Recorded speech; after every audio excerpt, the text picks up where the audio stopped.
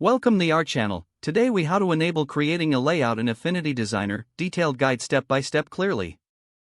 To enable creating a layout in Affinity Designer, start by opening the application.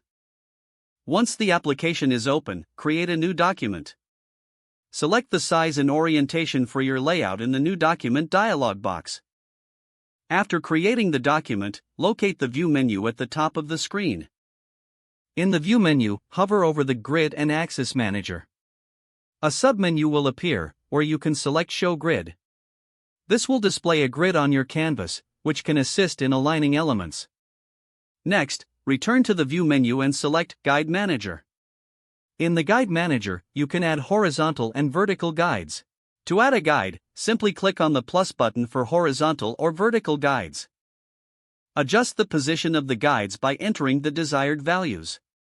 To make the guides easier to see, change their color in the Guide Manager settings.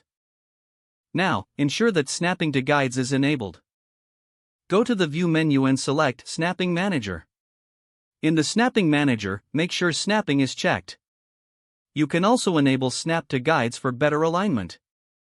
After ensuring snapping is enabled, proceed to design your layout. Utilize the grid and guides to help position your objects accurately. You can create shapes, text, and images, snapping them to your guides. This will ensure a clean and professional layout. If needed, you can adjust the grid spacing in the Grid and Axis Manager. Experiment with different grid sizes to suit your design needs. As you work, remember to regularly check the alignment of your elements. Once you're satisfied with your layout, save your work. Consider exporting your design for different formats as needed. Review your layout to ensure all elements are aligned correctly. You can always toggle the visibility of the grid and guides for a cleaner view. If the page does not load, refresh the browser or try again in a private or incognito window. Make sure you are using the correct email address, then retype it carefully to avoid small typos.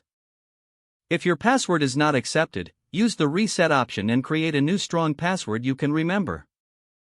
Check your spam folder for verification or security emails, then complete any requested confirmation. Enable two-factor authentication if available to improve account security and reduce unauthorized access risk. Don't forget to like this video and subscribe to our channel for more step-by-step tech guides.